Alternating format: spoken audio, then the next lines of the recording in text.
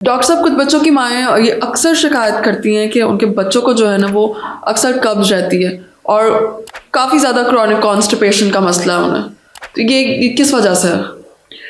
देखिए, chronic constipation जो है ना, ये एक इसकी मल्टीपल काजेज़ हैं। इसमें सबसे पहले हमें हिस्ट्री के अंदर जो डॉक्टर है या जो क्लिनिशियन है उसको ये देखना पड़ता है कि ये कब से है। ओके। आया ये सिंस बर्थ है, बर्थ से बच्चे को कंप्लेन है, या ये कुछ अरसे से है, या ये बच्चे, और दूसरा ये डिपेंड करता है कि बच्चे की एज जिस टाइम वो आपके पास आया है तब क्या है। ठीक। उस हवाले से फिर हमें वन बाय वन इसकी कॉजेज़ को रूल आउट करना पड़ता है।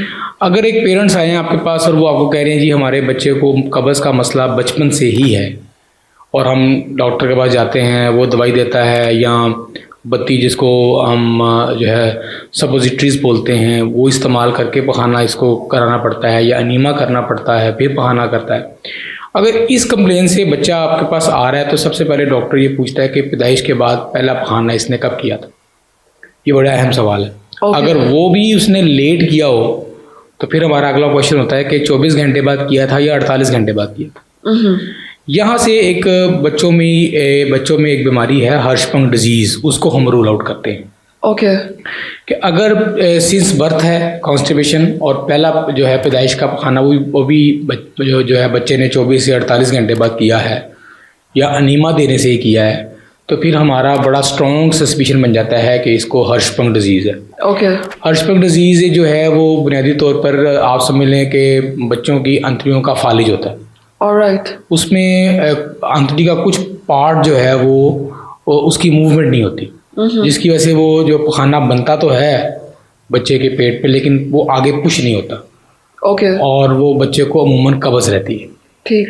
तो एक तो बात हो गई ये। दूसरी बात, हमारे पास जो बच्चे आते हैं अमूमन बड़े बच्चे हैं, 2 साल का बच्चा है, 3 साल का बच्चा है, 4 साल का बच्चा है, माँ कहती है ये बचपन से तो ये ठीक था, लेकिन तकरीबन 6 माह से साल से इसमें ये मसला आना शुरू हुआ है कि उसको अक्सर कब्ज़ रहती है। और फिर हम उससे पूछते हैं कि जी स्टूल कैसा पास करता है। वो कहती है जी हार्ड स्टूल पास करता है, और अमूमन सिंगल पीस में होता है या 2 पीसेस में होता है। ओके। लेकिन होता हार्ड है। ठीक। तो उसमें हमने ये देखना होता है कि बच्चा जो है उसकी डाइट का जो फाइबरस कंपोनेंट है, इसका मतलब है कि वो नहीं है। ओके। हम जो एडल्ट्स होते हैं हम जो डाइट लेते हैं वो एक मोर और लेस बैलेंस डाइट होती है। उसमें ऐसा कंपोनेंट भी होता है जिसमें इस तरह की सैलड है जो कि हमारी बॉडी उसको डाइजेस्ट नहीं करती, वो स्टूल फॉर्मिंग एजेंट के तौर पे काम करते हैं, वो स्टूल बनाता है। जिसकी वजह से नॉर्मल स्टूल जो है वो सेमी सॉलिड होना चाहिए। बिल्कुल लिक्विड भी होना चाहिए, सेमी सॉलिड होना चाहिए। ठीक ठीक। लेकिन बच्चों में चूंकि साथ ये फाइबरस डाइट नहीं लेते, सिर्फ दूध पे लगे होते हैं, माएँ उनको दूध और जूस पे रखती हैं, चू करने की तरफ बच्चा आता ही नहीं है। वो एक इजी वे में रहता है, सिर्फ सक्शन में रहता है, सिर्फ वो फीडर को सक करता है बस। उसकी डाइट पूरी है, उसकी शुगर पूरी है, उसको और डिज़ायर नहीं होती। तो वो जब कॉम्पोनेंट डाइट का जो होना चाहिए उसमें, जिस तरह सॉलिड डाइट है, एग है, सालन है, रोटी है, फ्रूट्स हैं, जब ये डाइट नहीं होगी तो इस तरह का स्टूल ही बनेगा। लेकिन डॉक्टर साहब कुछ बच्चे जा ही नहीं रहे होते खाने की तरफ। हाँ जी, उसमें फिर हमारे पास मल्टीपल वेज हैं। उनकी थोड़ी सी साइकोथेरेपी की जाए, दूसरा उनको ये दूध वगैरह और इस तरह की चीज़ें कम की जाएँ। वो माओ के दिल में एक रहम आ जाता है ना कि जी मेरे बच्चे ने खाया कुछ, तो इसको दूध दे दे यार, कुछ तो खाया है। हाँ। लेकिन वो अल्टीमेटली बच्चे के लिए नुकसानदेह होता है। थोड़ा सा उसमें हमें साइकोथेरेपी करनी पड़ती है बच्चे की।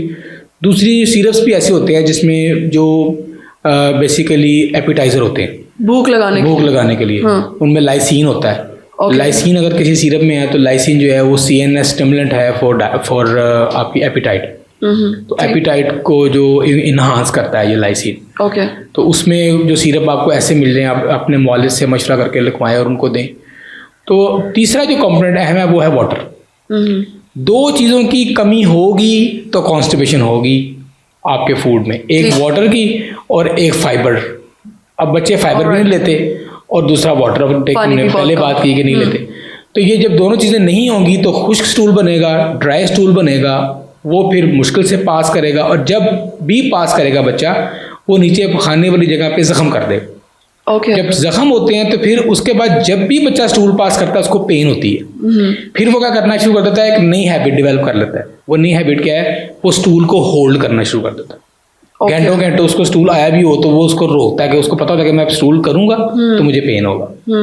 तो ये एक वो अपनी एक हैबिट डेवलप कर लेता है राइट। और इससे एक ये विशियस सर्कल शुरू हो जाता है। ठीक है, तो डॉक्टर साहब जैसे कि आपने बच्चों को कहा कि बच्चों की जो डाइट है उसमें फाइबर कंटेंट नहीं होता, हाँ जी, क्योंकि बच्चे खा नहीं रहे होते या फिर कई दफ़ा माएँ भी शुरू नहीं करवा रही होती, तो किस एज में जाकर माओ को जो है वो लाजमी कुछ ना कुछ फाइबरस डाइट या सॉलिड डाइट जो है वो बच्चों को शुरू करवा देनी चाहिए? सबसे पहले तो ये रिकमेंडेशन है कि 6 मंथ के ऊपर आप बच्चे को सेमी सॉलिड डाइट शुरू करें और दूध आहिस्ता आहिस्ता कम कर दें। ओके। उसमें ये खीर है, कस्टर्ड है, सिरिलैक है, आलू है, राइट, एग हैं, ब्रायलर के रेशे हैं, उनके फाइबर्स बना के दें बच्चे को। जब आप यहाँ से 6 मंथ से ये शुरू करेंगे ना तो हैबिट डेवलप हो जाएगी। ओके। माएँ लेट कर देती हैं, साल सवा साल का बच्चा हो जाता है, वो सिर्फ फीडर पे लगा होता है तो वो फिर आता नहीं डाइट पे। Exactly. उसको आप as early as possible 6 month पे तो कम से कम शुरू करवाएं और दूध आहिस्ता आहिस्ता कम करें। ठीक।